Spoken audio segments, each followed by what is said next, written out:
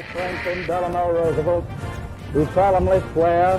I, Dwight D. Eisenhower, do solemnly swear. I, Barack Hussein Obama, do solemnly swear. That I will faithfully execute the office of President of the United States. The Constitution of the United States. The Constitution. The Constitution of the United States. So help me God.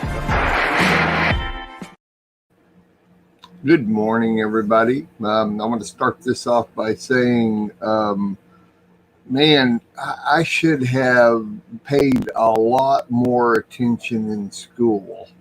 I am learning day by day by day by day that there were a lot of things in school that were of great value to me that I just didn't pay attention to, because at 65 years old, I am learning a lot every single day, and a lot of this stuff was stuff that I should have learned in even just high school. So, and a lot of it has to do with this show. And as a matter of fact, a lot of it has to do with learning from my two good buddies here. Hey, good buddies. How you doing there, good buddies? I liked your intro, though. There was one thing that caught my eye when I was looking at your intro. It says, "Vote, Save America." And I agree with that, but I would have to kind of put a caveat on that. Let the right people vote, the ones who are righteous and know the God of Abraham, Isaac, and Israel. Because some of these buffoons that you see, I wouldn't want them voting for anybody, because I don't even know if they know what a voting machine is anyway, but that's a whole nother story. Mm-hmm. So there should be big signs out in front of voting places. Only righteous people can enter here. Exactly. I mean, did you see that clip from New York in front of the museum? I don't know what to call American Museum or something. One of the biggest museums around for history, and they had the Teddy Roosevelt statue out in front with the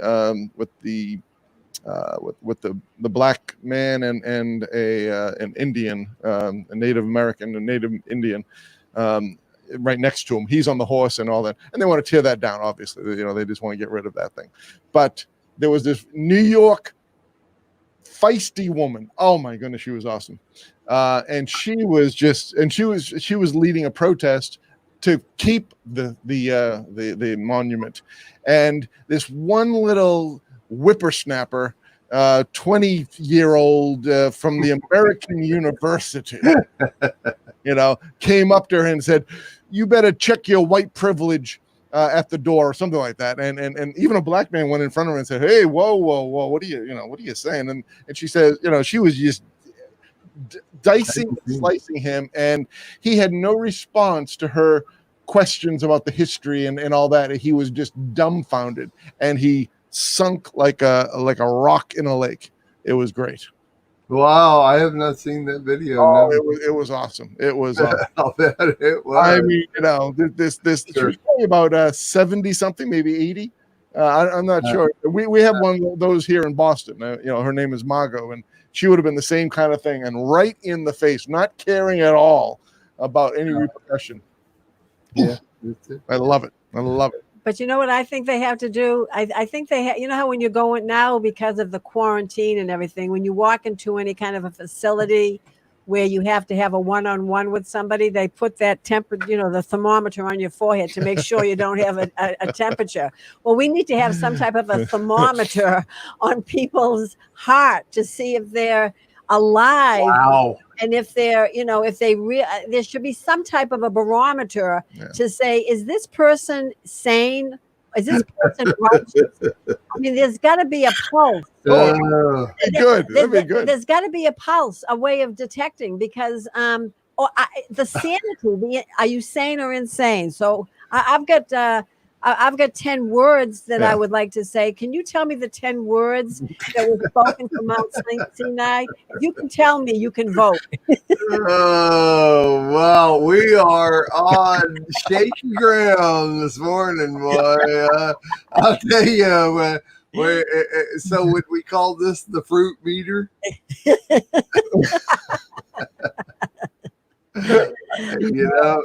I don't know. Okay. Yeah, boy, you guys really just hit it head on, coming right on in. This ought to be a great show. Well, I've been talking to Sherry this morning. She's having trouble with electricity and internet both, so she might be here, might not, but I think she's on the road to getting closer to having all of that taken care of on a regular basis to have much better connections all around, and will be joining us, if not today, on later episodes in a lot better deal. But oh man, sometimes I will have to say we are living in distracting times.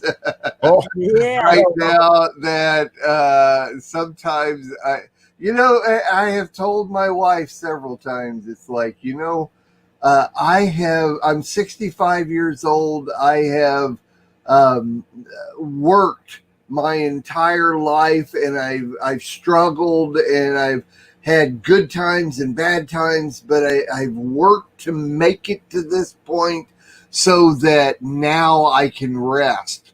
So will the world just leave me alone and let me rest and stay? Will you please just settle down so that I can enjoy, the next 40, 50, 60 years of my life? Hey, I can want. The Lord gives me the desires of my heart. Can't you just leave all this crap alone, man? Seriously, it's like, anyway, it gets quite overwhelming for me sometimes, and I've been able to handle a lot of things in my life. But anyway, so. I mean, it does, because it's so much on what we're talking about here, the Constitution of the United States of America, and the law and the order that takes place. And now what we're seeing, which is a good thing, is we're seeing that President Trump and the Attorney General Barr and the Department of Justice is starting to step it up a bit and arresting people. I'm waiting for the parade. Usually they bring them, in the public view, so that it acts as a deterrent. But they have posters and putting on social media, identify these people, that kind of thing, of the ones that they could, that have been destroying, federal property, state property, and that kind of thing. So I think that's a good thing of what we're seeing. It's a little. I think wish it would happen a little bit more, but usually states, for the most part, take care of this. But if you're looking at what's going on, you're seeing all these blue states, blue cities, blue towns, even in Texas, like Dallas and Houston, which are much more democratic in their population than others. But you see things starting to backlash on these so-called protesters, which are, what are they protesting now? Is it still George Floyd? Which would be a good thing. That would be fine. But it's defunding the police. It's removing statues. It's and then statues of George Washington and Abraham Lincoln and Ulysses S. Grant and abolitionists. that were pro against slavery and or anti-slavery and fighting for that. And yet, but there was something that happened in Missouri, St. Louis, Missouri, where a gated community, really very wealthy gated community, and these protesters broke through, supposedly sanctioned by St. Louis, because St. Louis would do nothing when they called up the police. And these protesters went through, and this is really a very highly concentrated Democratic area. Rich people, but they're Democrats, and they went after this lawyer who brought out a gun, an AR-15 or something like that, to protect his family because he was just having dinner, and he heard this mob, and they broke through his gate, and he is a staunch left Democrat who is a lawyer that's been helping the Black community with lawsuits for free and or very low cost, and yet it's backfiring because they're stupid. They are stupid people, and they're just eating their own, as they say. And you just kind of stand back and say, Father, just open up our eyes that we may see what's going on here, and open up the eyes of the electorate that we may see, both Democrat, independent, conservative, Republicans, and everybody else, independents, everybody, to see what's going on, and let it be that we vote the right person in, because it says vote to save America. I agree with that. The Father is ultimately the King, and He's the one that protects us, but we have to do our part as we are in this land, not of it, but in this land, and we need to do our civic duty and vote for someone who saves babies' lives from the womb, someone who protects them, who goes against Planned Parenthood, who is non-establishment, is a shaker and a mover in the establishment in Washington, the bubble in Washington hates it. So, all right. No, don't be sorry. I'm not James has got a lot of things on his mind today, and he's letting it out there. Well, this is the show to let it out, and I'm with you. As a matter of fact, I'd like to talk a little bit about kind of upholding the law and arresting people for so many things, but where does the right to do this, and who has the right to make those laws, and how does that work is something I'm very interested in lately. And I think one of the reasons is because just a few days ago, I'm in North Carolina, and I get an email from my representative, state representative, every day, 7 days a week,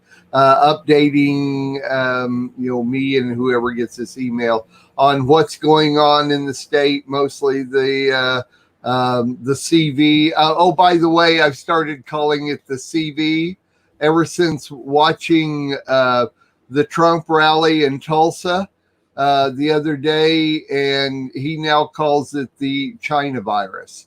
And so it's kind of like I just call it the CV, and somebody asked me, "Oh, you mean coronavirus?" And no, the China virus, is kind of the way it is. But anyway, so anyway, I get these emails, and just a few days ago, of course, I get one that says the governor also announced a statewide face covering requirement, which requires individuals to wear cloth covering, and blah, blah, blah, blah. It's so funny because for the exact same thing, they have multiple different ways that they call this. And on down, now it's here's the governor's executive order. First of all, it's a requirement, then it's mandatory, then it's an executive order. So I'm interested. Okay, what is it, and what is an executive order from the governor actually mean? And of course, you can go read the whole legal document. Here is the whereas, and you come to face covering. Whereas face coverings can decrease, blah, blah, blah, is an executive order, underside requirements, blah, blah, blah, to prevent, blah, blah, blah, the undersides. So anyway, it keeps going on here. See, the undersigned has determined that face coverings must now be required for workers in and I mean, workers in personal care, grooming, and tattoo businesses wearing cloth face coverings. By the way, first of all, how come places like clothing stores are not essentials, but tattoo parlors are essentials? Who made that decision? I want to meet you face to face. Please call me, come and talk to me. I want to meet you face to face that you decided for this. Who decides what's essential? And so anyway, I did my own research here. I got like 5 tabs open of different things, but to boil it down from what I understand is an executive order is the governor can make an executive order, but it's not a law. It is a recommendation. It's a requirement by him, and it is 100% non-enforceable by any government agency or police department or anything like that. So, and don't get me wrong. I want to put out my disclaimer here is that the only time I have worn a face mask in public was in the doctor's office, because last Wednesday morning, instead of doing the show, I trying to fix a door strike plate, and my utility knife got out of hand, slipped, and sliced my hand open right there. And I ended up, instead of doing the show last week, I ended up in the urgent care, waiting over 4 hours to be seen by a doctor. I told him, you need to take the word urgent off of your sign out there, because there's nothing urgent about this place. And I got 4 stitches in my hands, and the whole time I'm thinking, man, I should have done the Constitution show. This is not better than doing the so anyway, all of that said, it's kind of like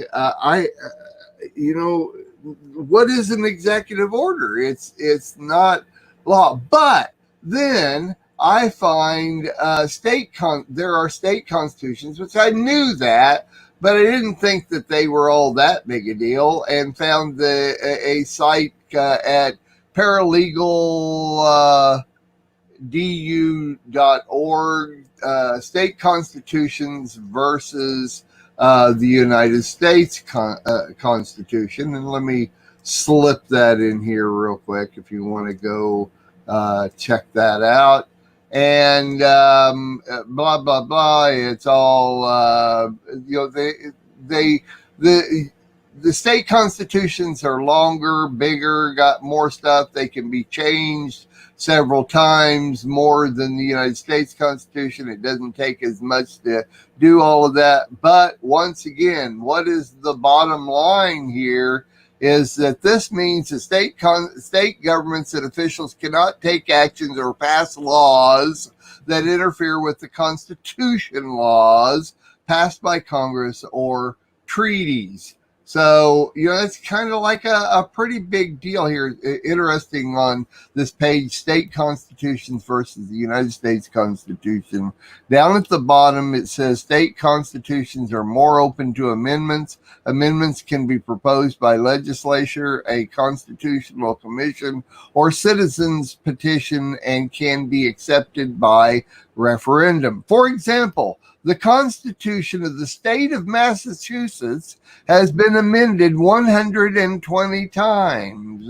The Constitution of Georgia has even been replaced altogether as many as 10 times. So, the people of, I always thought the people of Massachusetts were really wishy-washy.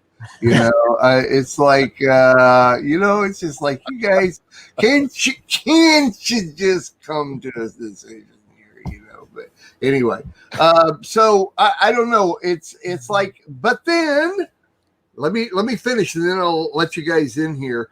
Then I'm listening to Rabbi Darrell last Sabbath on talking about authority, Korah, Torah portion, and that we should listen to our leaders and abide by them and not fight against our leaders and stuff like that. And I'm listening to this going, Darrell, I do this. I'm good. Hey, stop preaching at me. Hey, no, I love Darrell. He's great. And then it gets down to the end, and it's kind of like I'm thinking about this executive order by the leader of my state, the governor.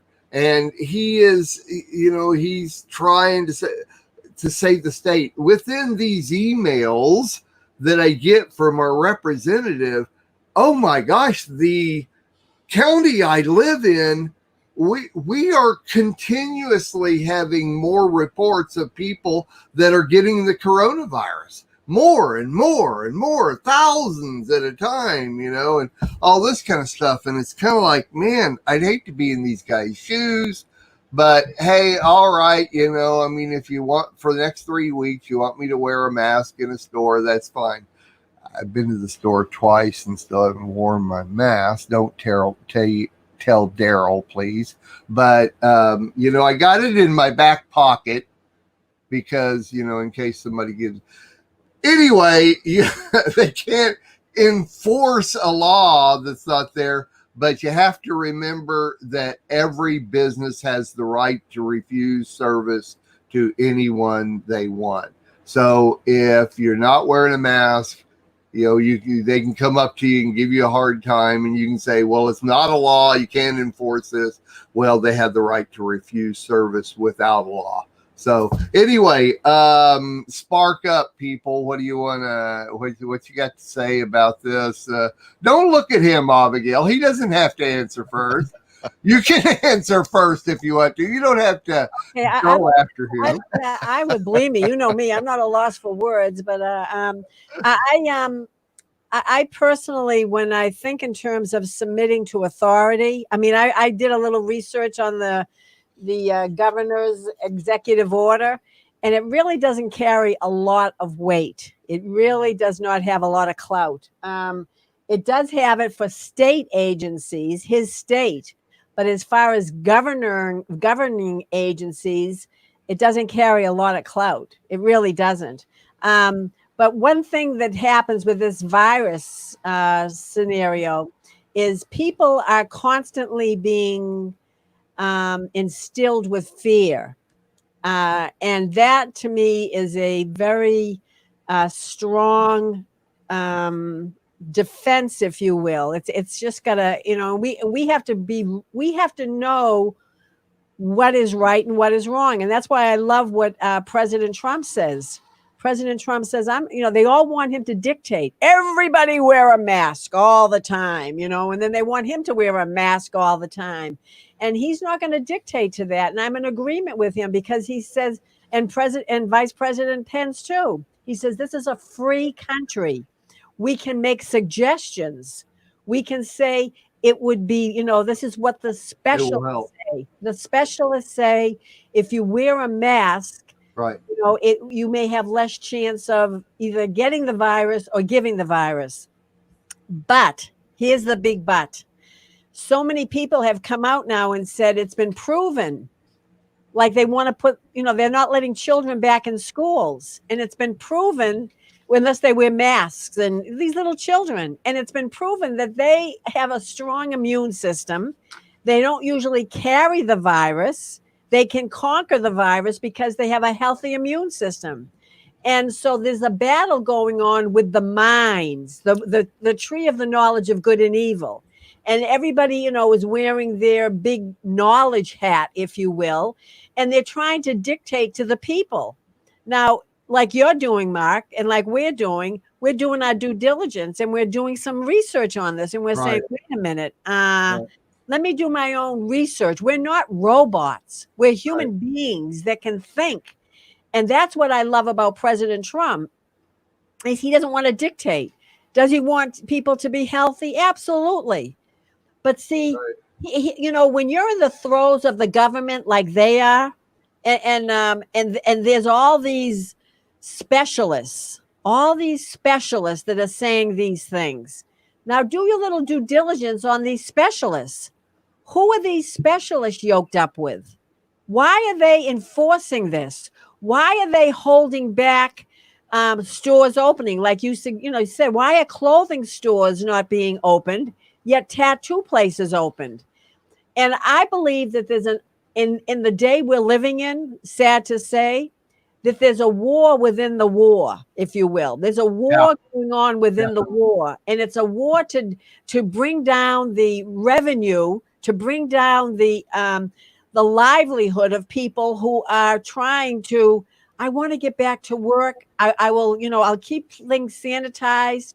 When people come in, like, for example, I went to a place, again, where I had to have someone put a thermometer on my head to see if I was okay before they would serve me. And I'm like, okay, that's no problem. I don't mind doing that. And we were separated. We were more than 6 feet apart and everything was cool. And they serviced me. But there's still an ilk, an ilk. It's an ilk. I'm going to say an ilk, an ILLK, an ilk.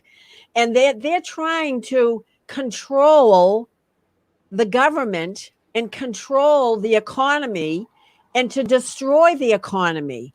And you know how we talk about words in the Bible? Words, words have a lot of control.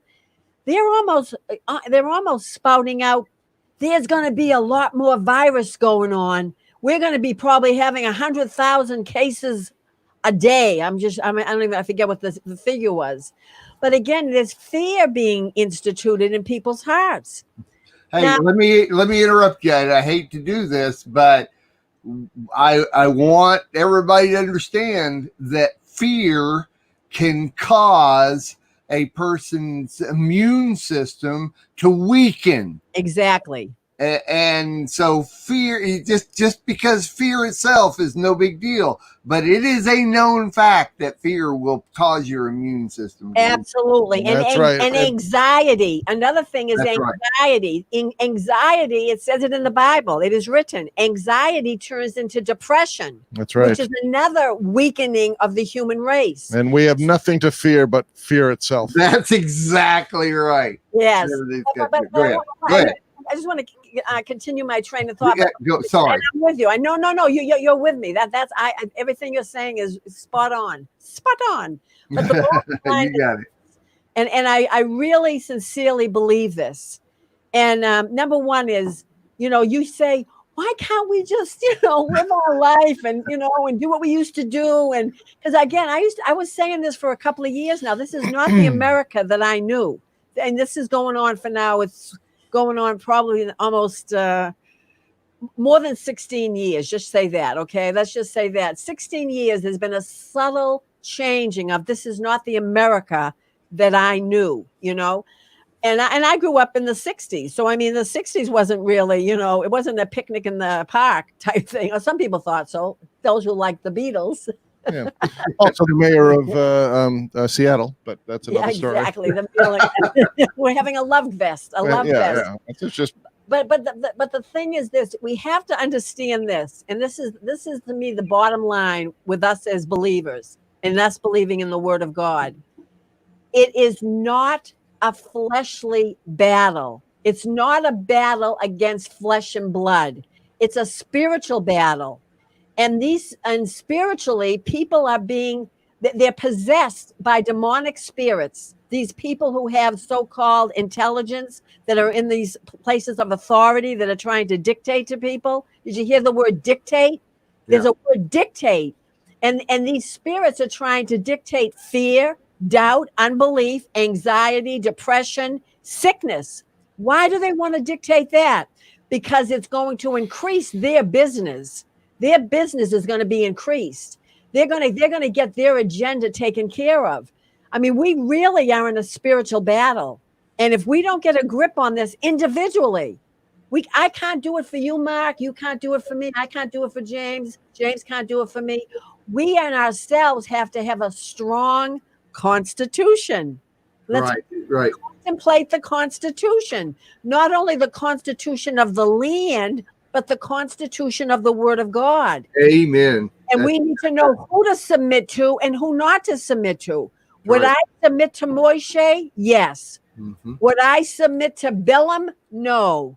Would I submit to King David? Yes. Would I submit to King Saul? No. I'm just saying we have to know who we're going to submit to. Sure. We have to know what spirit is driving that individual. Sure. Over and out, Your Honor. I rest my case. I rest my case. That's right. All right. Yeah, that's a whole nother story. We can even talk about the Supreme Court and all their wonderful decisions. Governor O'Hare, it's now your time. Yeah, no, I'm just you know, the executive orders presented by governments. I mean, governors. Obviously, you know, the executive of the country, the president of the United States, does multiple executive orders, and they all have since George Washington. I think George Washington did, I think, 8 executive orders, 1 a year, you know, average of 1 a year. And then, you know, you go up to, you know, Woodrow Wilson, I think did 1,800 or something like that. Wow.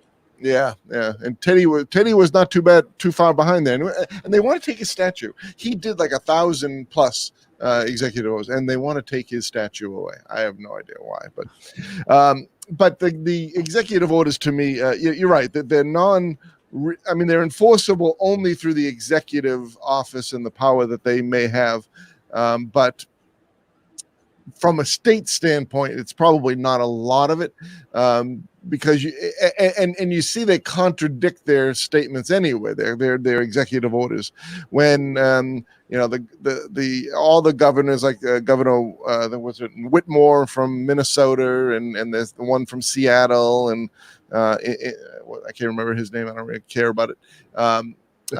And California, the mayor in Los Angeles, and all these different places, Chicago, and all these different places, and even the blue cities like Atlanta and other places, Houston and whatnot. You see that as long as it fits their narrative, it's no, you can't go to church, you can't go to be in a congregation, you can't do that because you need to social distance, you can't gather with more than 15 people at a time, at a picnic, at a cookout, whatever.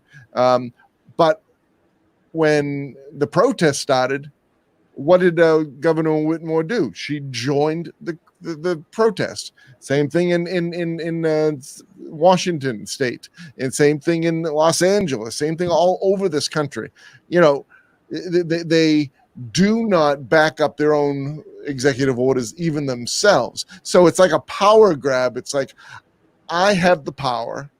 I'm going to, you know, lord over you, because you are the what do you call them? The serfs. You're the serfs. Oh, wow. Serfdom type Not a good word. mentality, where I am the lord over this state, and I am going to write this executive order so that you submit to me. You know, and it's a power grab. And we see that. Now, I mean, most of executive orders that I've seen, you know, are mainly for health type things, you know, emergency, you know, state of emergencies when hurricanes or tornadoes or whatever, even snowstorms. You get a lot of snowstorms around here in Massachusetts. And you know, and those can be good things because, you know, you're telling people not to park, you know, especially in cities, you know, not to park their cars on the sidewalks because you have, or not the sidewalks, but in the streets, so that plows can do their thing, and there's curfews and things like that. And those are okay things. Those are good things. Those help the public safety because they clear the road so that the fire trucks can get through, the police can get through. Sure.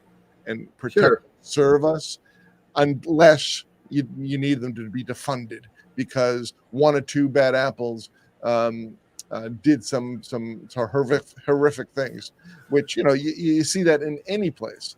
But, you know, so the thought process of these people is just, they're just looking for their next election. You know, that's all I can say. No, that's right. It's good.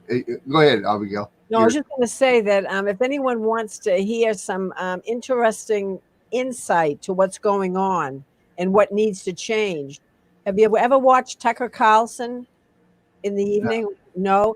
You should check him out on last night's broadcast. Last night's broadcast, he gave an itemized revelation on what we need to look for concerning United States of America. I mean, it was so spot on. And so, I mean, it has to do with, I mean, I was looking for the breakdown on it, because what's happened in this, it's the blind leading the blind. And again, we're not wrestling against flesh and blood. It's not black and white. The Father created every single one of us, whatever color we are. He created us. It's who we believe in, and the spirit that's in us. What is our plumb line? Is our plumb line for righteousness according to the word of God? Or is it the dictates of the flesh? Apostle Paul talked about it in Romans 7. He talked about, why don't I do the things I should do? I don't do the things why don't I do the things I should do and do the things I shouldn't? Romans 7, right? Yeah, because he said that there's the dictates of the flesh. He said the Torah of the flesh is warring against us. And that's why the surface of race is coming forth, because that's what the enemy wants everybody to think it is. It's not race. It's the contents of a character. It's the integrity of man according to his heart. And so we need to stay focused on that. But it's also a power grab again, and dictating fear in our lives, because if you see what these groups do, the Black Lives Matter, the Antifa, and others, when you speak against them, they come right at you and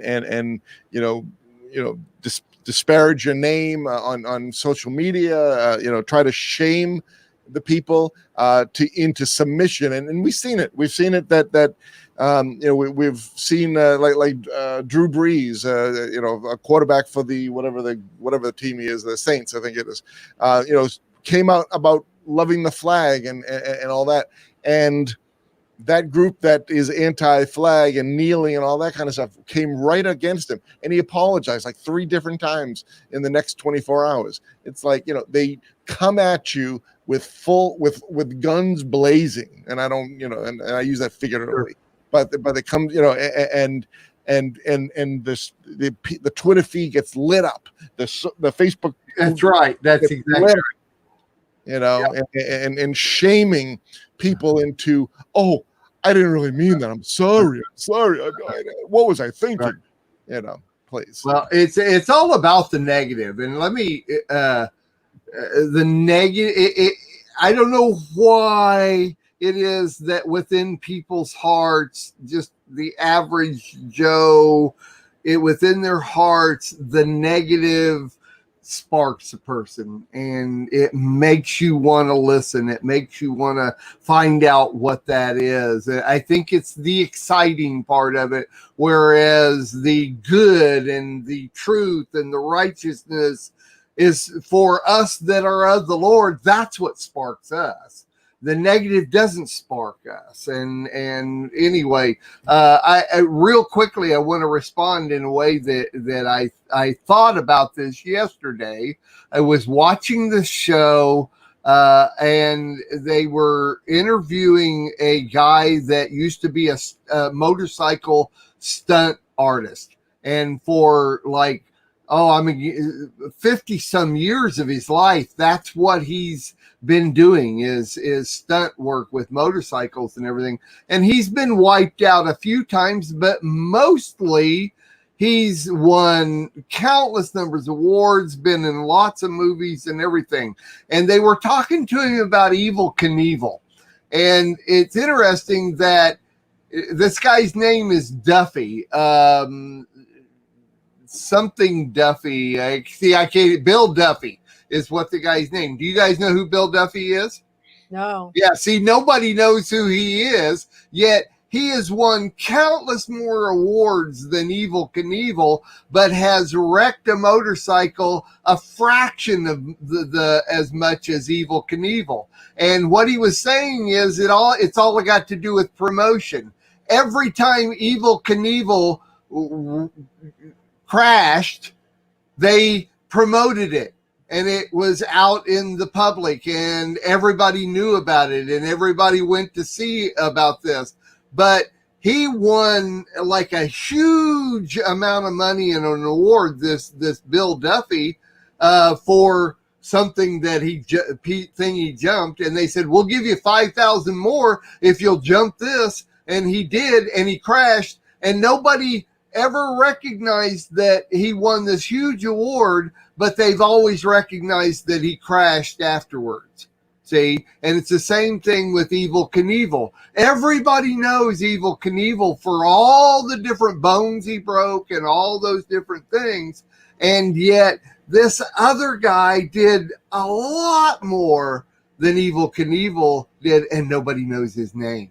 And it's the same thing, like James, what you're saying with governors and anybody. If you have a bad governor and they want their name to be known, they're going to do things that are going to cause controversy.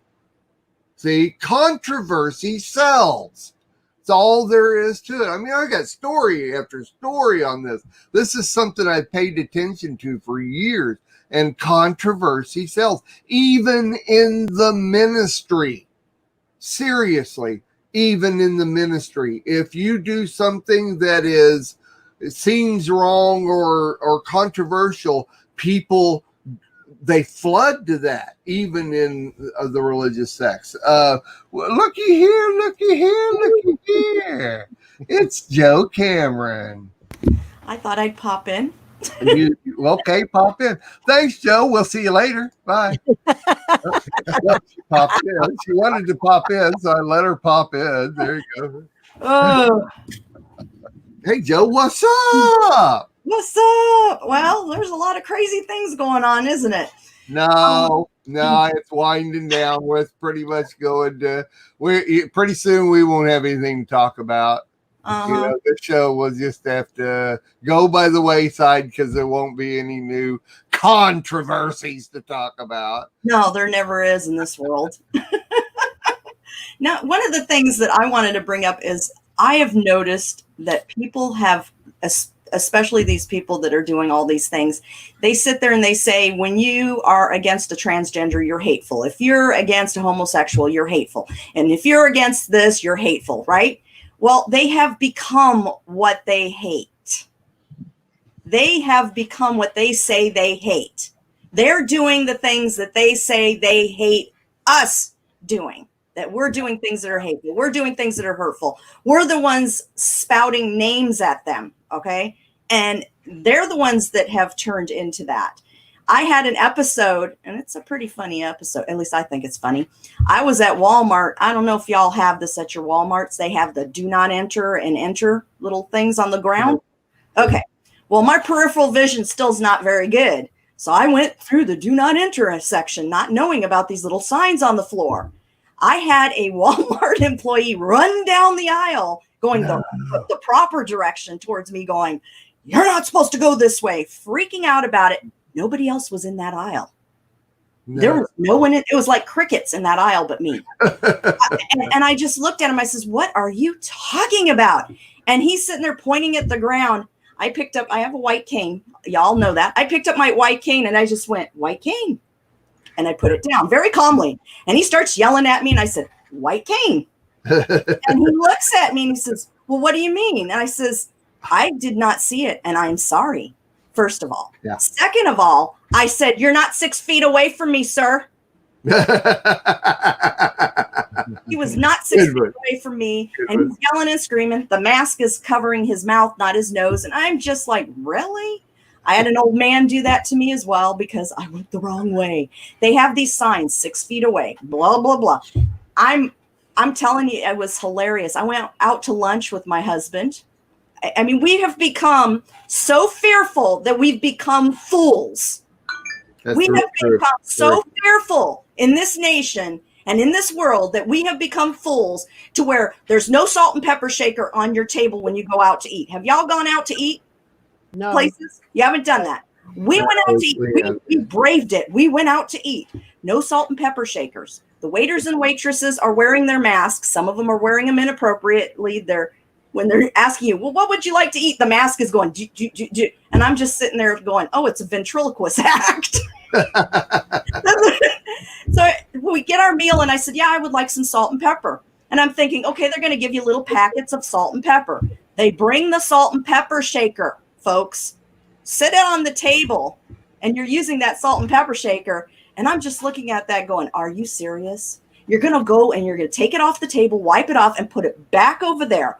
When you wipe the table off every time. Why can't you just wipe the table? This is common sense, but common sense went out the window? Wipe the salt and pepper shaker, put it back on the table for the next person. Oh no, we can't do that. We can't do that. And then across from us, about diagonal, was a group of 5 people with masks on eating. They would take their mask off, take a bite, put the mask on, take the mask off. And I'm sitting there going, Father, this is crazy. They are preparing what I believe. Now, this is what I believe with all of this going on is they are preparing us. They've been doing it slowly, and now it's gotten a little faster to be submissive to what's to come. What's to come? What does the scripture say is to come? The Antichrist, right? The mark, submission. And one thing that the Father has been telling me to remember the story and read the story of Daniel. Remember what happened to Daniel. He did not bow down to the statue. Well, I am not going to bow my knee to a person that has a different color skin as myself, darker skin, whatever. I'm not going to bow the knee to you because you're not my God. I am not going to bow the knee to you. And I got to listen on YouTube, a black man, and I think I put on my Facebook, he sat there, says, I got to tell people. He says, I'm not black. I'm not brown. I'm not purple. I'm not green. Because guess what? I'm made by the God that created all man, and I'm made in his image. And he looks not at this flesh. He looks at what's in here. And we need to start looking at what's in here of everybody. That's true. Not the outer appearance. Because it's just like you can't judge a book by its cover, right? Right. And that's one of many problems that we have. And the fear is causing people to go cuckoo. I had a maintenance guy come, literally. I did this on the show a couple weeks back with the little head thing and the plastic. Yeah, right. Literally, maintenance guy to fix my AC yesterday came over with a trash bag on his being and gloves. Big old gloves, mask, hat thing on, booties on. And I just looked at him. I said, do you think the plague's here? And he just said, well, I don't want to get the COVID. I don't want to get the COVID. And I'm like, oh, it's fine. Come on in. Check the AC. I'm not going to. If you feel like you got to wear that coming into my apartment, power to you. But I'd wanted to take pictures of him. I should have. Because that's what's happened. We focus so much on the flesh. And even there's a lot of believers. I've seen Messianics. I've seen Christians. I've seen atheists. I don't care what religious denomination you are. A lot of them have been going out there and freaking out over this and saying, well, God gave us common sense. Yes, he gave us common sense, but also he gave us wisdom. And he gave us the Holy Spirit, and he's shown us things in his word. And I loved what Abigail said earlier, because it is a spiritual battle. And again, I'm going to say it again. Get the armor on, guys, because the spiritual battle has just begun. Yeah, that's it. Well, Abigail wants to check everybody. She come up with an anti-mercy test, I think is what this would be. No, I think what it would show, Mark, is light and darkness. If that's right. To their head and their heart, I see the light. If there's no light, there's a spirit of darkness in you. That's my, if we could, we can actually see that when people talk. I have that expression, your tongues are telling on you. Right, right. Talking, you know what's in their heart. That's what is written. You know what's in a person's heart by what they say. So I really think that we have to find some kind of a barometer that can show people who are walking in the Be light, nice. walking in darkness. That's why you know that the shade that you used to in the old days. I don't see them anymore. We used to pull them, and it would go. Yeah, yeah. I sit there and I take my tongue and do that a lot. When I get ready to say something, I'm going, Right. pull the string and let it go back in there. And Father, hold that tongue right there, glue it, because there are times I want to say something when I'm out in public. But Well, you know, Gates is developing the thing that you put underneath your skin that tells you whether or not you've had the CV or not, and or have it or don't have it or been tested for it. I've not even, there's been so many stinking things, and I don't even know what it is. But so, you know, maybe we should have a similar thing. Get a tattoo if you've been saved. I don't know. You should have the save tattoo if you're going to go vote. I think James wants you to have a save tattoo. I am a righteous person on the side of your arm here before you can go in and vote, that kind of thing. So I don't know who we are anymore. I just think talking to people, because, you know, the Father gave us a way of, and that's Right. I know. I know. I know. I'm just kind of like, I'm always bringing it to the. Yeah. I mean, discernment. You know, the Father gave us discernment, and that discernment lets us know. You know, just let me sit down and have a conversation with that person for less than 5 minutes, seriously, and let them do most of the talking. Which is really, that's a miracle in itself. And then I can find out what's going on. Right. Joe, you're laughing. Hey, yeah, you and I are a lot alike when it comes to that thing. Hey, James, if I get a tattoo of Jesus still on the cross on my shoulder across here, Jesus still on the cross, would that be enough to get in to go vote and tell him I'm a righteous person? Look, I'm a righteous person. Let me vote. Well, it depends. Is it a white Jesus?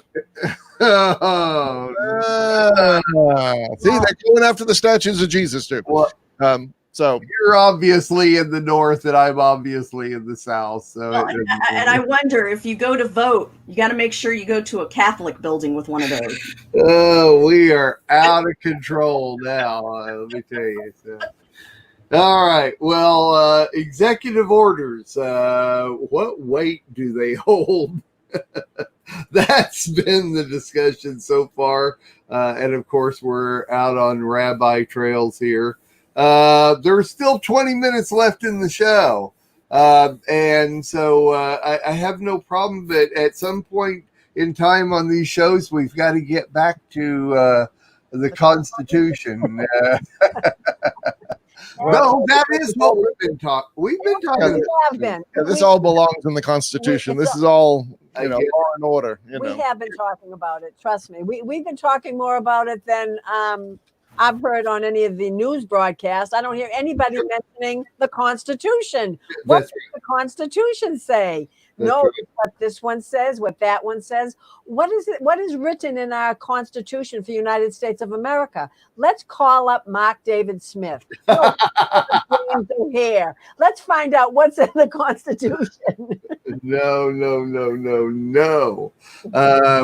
Though I will have to say, I am learning a whole lot on what we're discussing. Joe, I appreciate you coming on, hang out with us. Okay, so let's jump over. We've somewhat exhausted this.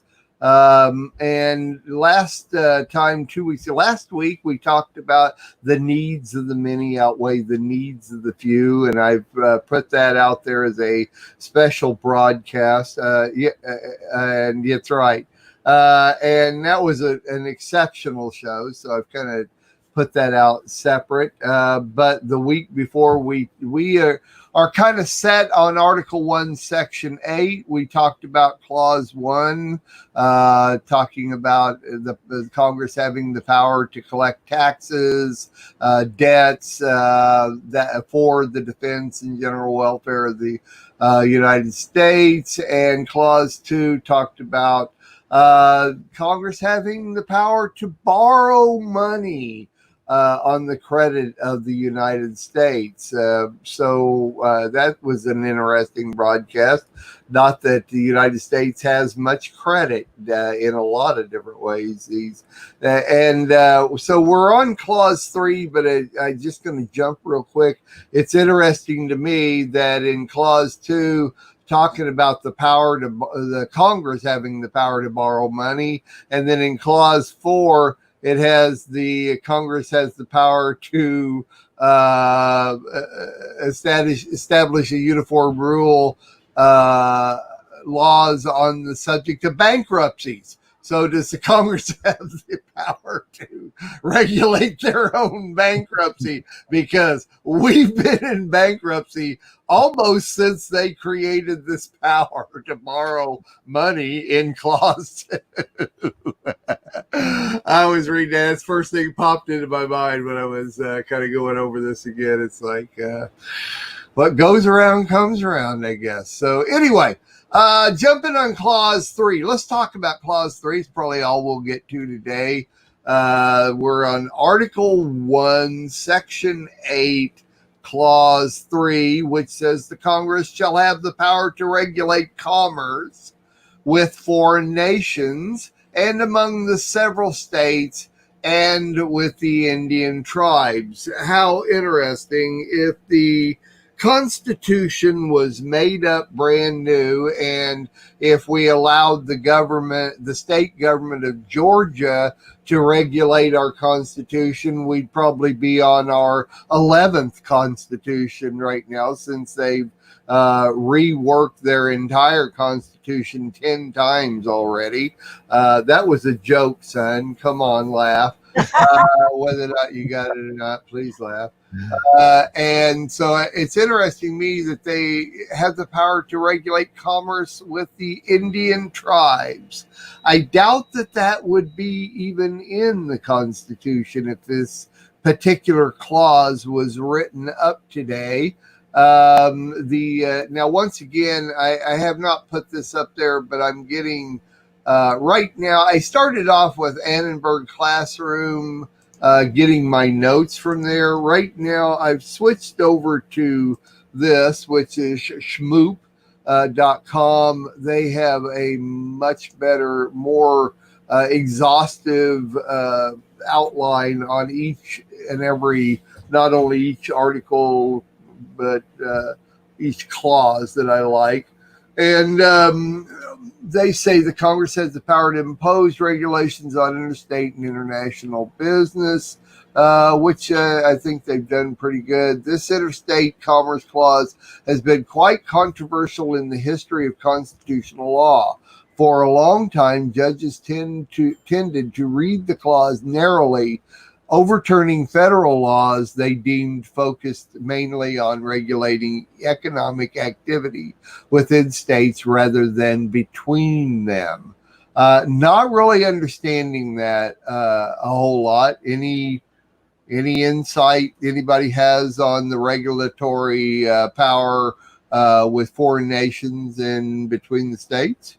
Anybody have anything on that? Well, between the states, we've got, a little bit later when we're talking about it is the 10th Amendment, which is states' rights.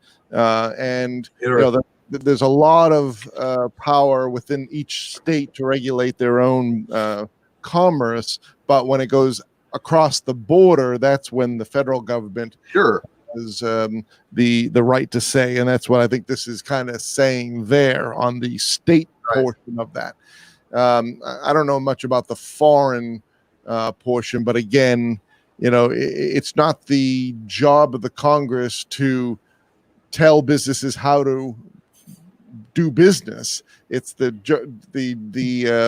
job of the Congress to allow free and fair trade and the economic impact that it will have on each individual state and the country as a whole. I think. I mean, that's to regulate it anyway. Yeah, to regulate. Keep it balanced, keep it regulated so that they don't, get off balance. They're off balance though. They're so off balance because you think about it, they've been passing a lot of laws and regulations here lately. In fact, they just passed one in the Supreme Court about, someone's sexual preference. I don't care. It's in the four walls of your bedroom. I don't want to hear about it. And Mark, you've said this. Why do we need to deal with that? Now, I understand that, they're doing this because some people have found out that they're this or that, whatever. Okay. They're all people that God has created. I don't agree with their lifestyle. It's a sin. It's lawlessness. I get that, but we still should show love and kindness to them. But I'm going to tell you something. I don't want them being in Sunday school teaching my grandchildren about Yeshua, Jesus, when they are not doing right.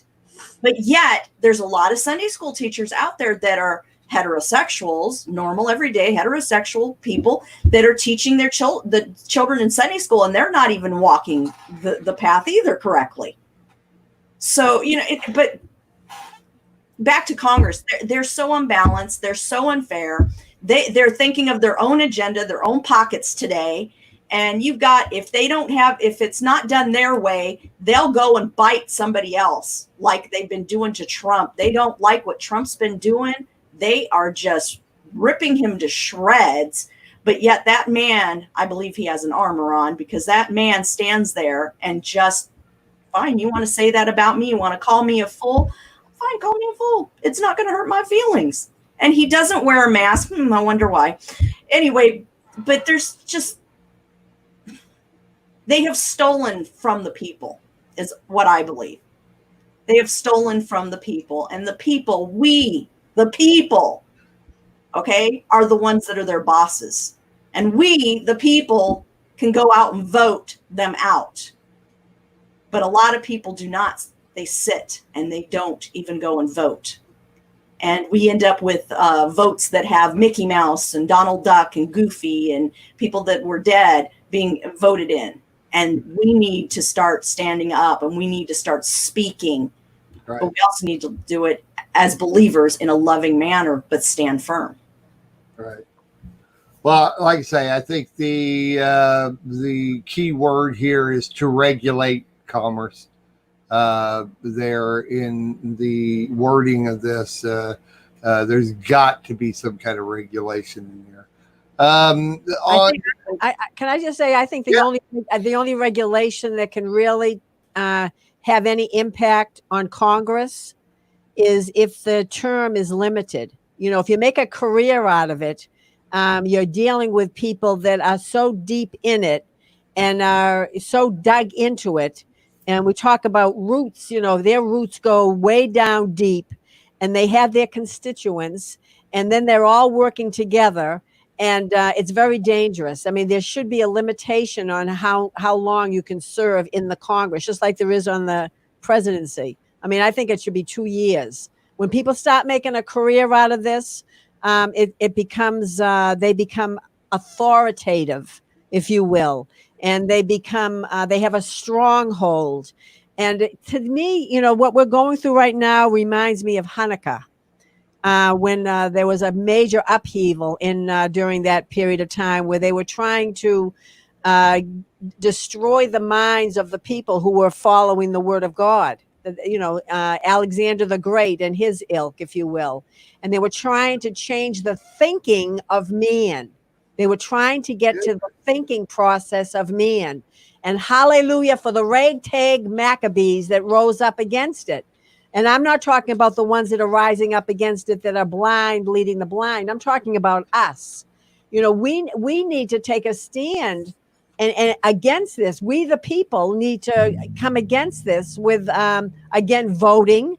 But now we could have a situation where we have voting that's manipulated. It's already been done before. People that are dead voting, people who are immigrants voting. Sure. I mean, there is such corruption. There's such sin in the camp. And I think that one of the people on the chat room said, oh, they'll never take our freedom away from us. But the truth of the matter is we have a responsibility. We, the people, have a responsibility. And we have to take a stand. And we, the people, need to talk to people and say, you need to get out there and vote. Because President Trump is a disruptor.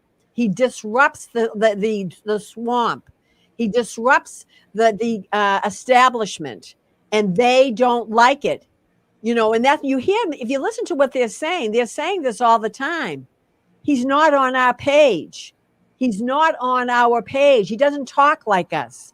And that's what Biden just said in his last speech. We need someone that speaks with eloquence. We need someone that speaks. Well, that's not Biden. Speaks for the servant's tongue. What we need is action. That's what President Trump is. He's not a blah, blah, blah, but he puts his words to action.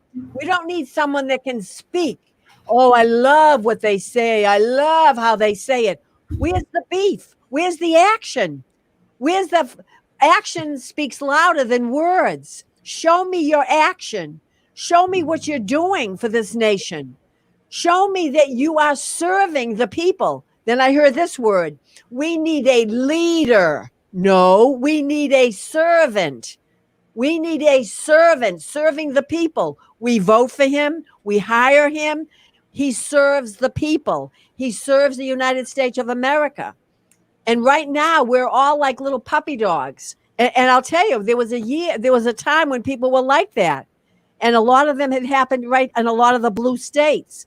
And the people that are depending on government for their food and their welfare, and the government would say, I'm using this as an exaggeration. Don't take it literally. Don't look it up and say they didn't give that much money. Say they said, okay, Abigail, you can have $5 a week. Is that okay with you? $5 a week? Yes, $5 a week. And I would wait for my $5 a week paycheck, right? Or my whatever from the government.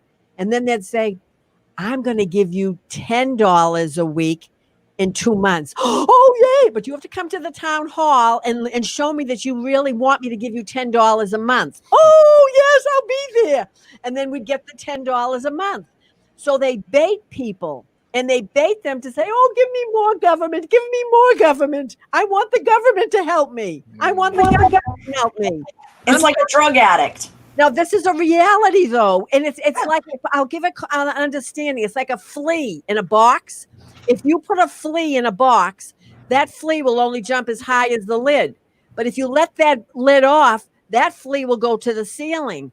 They try to put a lid on people. Oh, you're going to give me this? Oh, yes, I'll vote for you. You're going to give me this? Oh, goody, goody, goody. And it's called the entitlement situation. So we need to understand that we, the people, have the opportunity to work. We have the opportunity to do what we need to do to provide for our households. That's how this country was set up. The government was there to oversee, but to serve. We, the people, serve. Not that we are, to serve what our needs are as far as keeping our lives safe. Keeping our lives safe. And there's an order. And I'm telling you, it's gotten out of control. It's gotten out of control. Is there anybody in office that is not, or in office that's not a servant?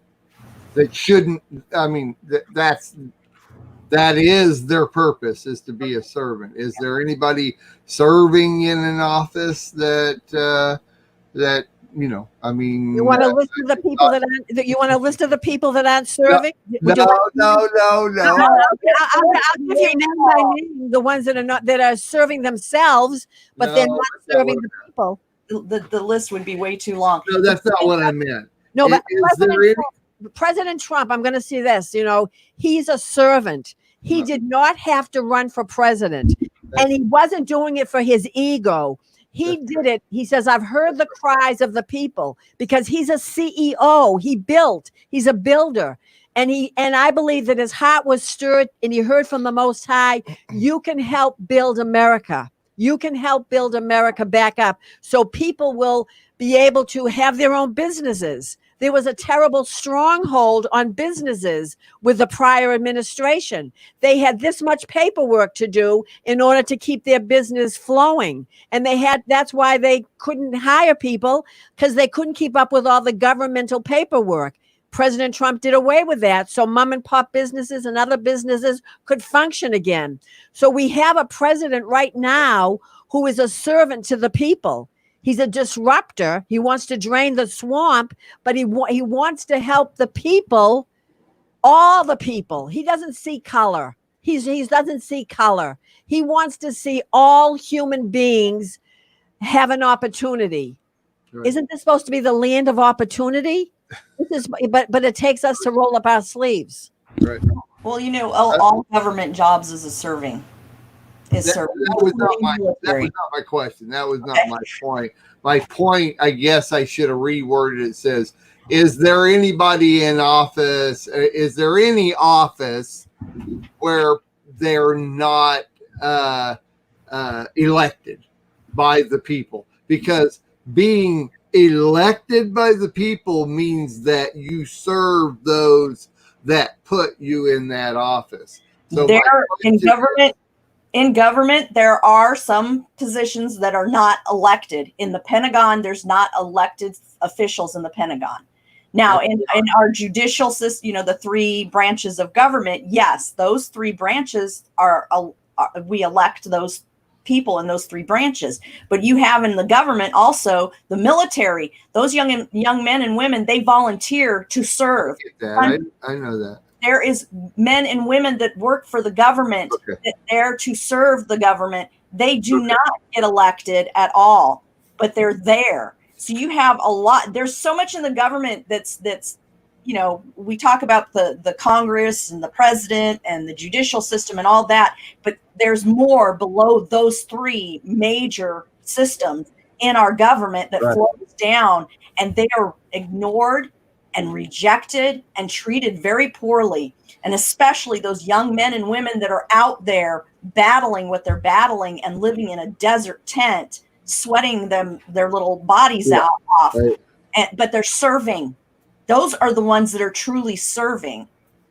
Now that's interesting. That's interesting. I mean, because and my point was that in government offices, if you're elected, then you should be serving the people that elected you, and the people that didn't elect you, whether or not I voted for you or not, you're still serving me. Because that's who I am. But it's interesting that the volunteers for the military are serving also. So anyway, time's up. I have to go. I've got to get going. James, you got something you want to add quickly? No, I just wanted to just make one point of correction. Sure. The executive branch obviously is elected by the people. Right. The Congress is obviously elected by the people.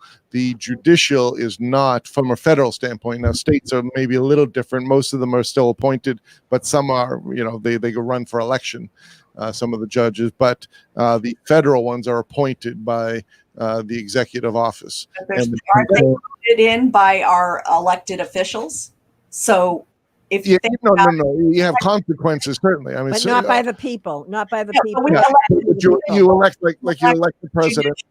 Okay, hold off, Joe. Let James finish here. The question is what I'm asking is, doesn't the Congress or whomever we elect them?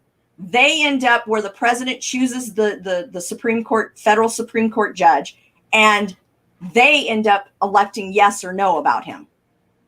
Is that correct, or am I? No, that's again, they're appointed by the president of the United States for the federal bench. All across from the Supreme Court all the way down to the appellate court, and they are confirmed by the Senate of the United States. So yes, so if you have a very strong Republican conservative appointing judges, and you have a left of center Senate, you're going to have different consequences. So the elections have consequences of who you choose. That's why I think it's very, very important, whether you like President Trump or not. I tend to love him very much, and I appreciate what he's been doing. Is he needs to get in for the next 4 years so that at least 2 more Supreme Court justices are going to be retiring, and we always get this close to making a real big giant dent in abortion, and I'm not a one issue person, but that's my biggest issue. And if we can get in there and cut the knees from under them, or whatever that statement is, that's the important thing. So, but you need a strong Senate that's on the same side to do it, because look what happened with Roberts. Judge Roberts, we thought he was a conservative judge. Yeah. And they're supposed to implement the law. They're supposed to, the law is supposed to be there, sir. They're supposed to serve the law, if you will. And right. and he came against some things that are morally wrong. And against that Louisiana abortion law. Okay. Thanks, James, for clarifying that. Okay, because I don't know everything on the Constitution, and and you forget things, so I wanted to just make sure I understood that, and I appreciate that. Point is that those that are appointed by people who are elected. Correct. Right? Correct. There's nobody appointed that isn't appointed by somebody that was elected. So that basically trickles down. In other words, it's the same thing as working for someone. The responsibility of a business is if one of your employees does something, you're still responsible overall for what has happened, even with your people who work for you. So it's the same thing. If you appoint somebody and something goes wrong, you're the one that's ultimately responsible for what that is. It still comes down to, even if you're appointed by somebody that's elected, you're still serving the people under that auspice. And guess what, Mark? It's like-minded, like kind. I get it. I get all that. People that elect certain people may be as dark as can be. I understand. Okay. That's the bottom line I wanted to get to there. It still goes to everything we've talked about today. Thank you guys so much. So do I understand that James and Abigail are not voting for Biden this year then? Absolutely not. Okay. I just want to be clear on that. I was going to say who? All right. Thanks a million, everybody. Thanks, Joe, for popping in. And now we're all going to pop out as soon as I get over here. And we'll be back next week, faux show. And I think I might even have a special guest for us next week, and somebody that actually knows something about this besides Governor O'Hare over here. And so thanks, everybody, for your input, and we'll see you all next week. God bless. Obey the Constitution. Shalom. Explicitly. We are richly blessed to bring you what we believe is the fullest, most diverse, yet up-to-date progressive teachings, discussion, and prayer programming you can find anywhere on this planet. Be sure to take the tour of the MessianicLambRadio.com website. I'm Susan Hoogie, thanking you for joining us on the Messianic Lamb Video Network.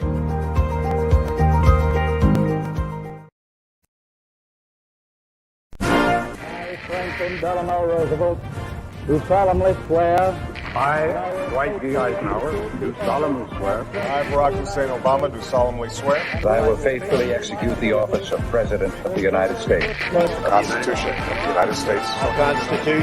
The Constitution of the United States. So help me God.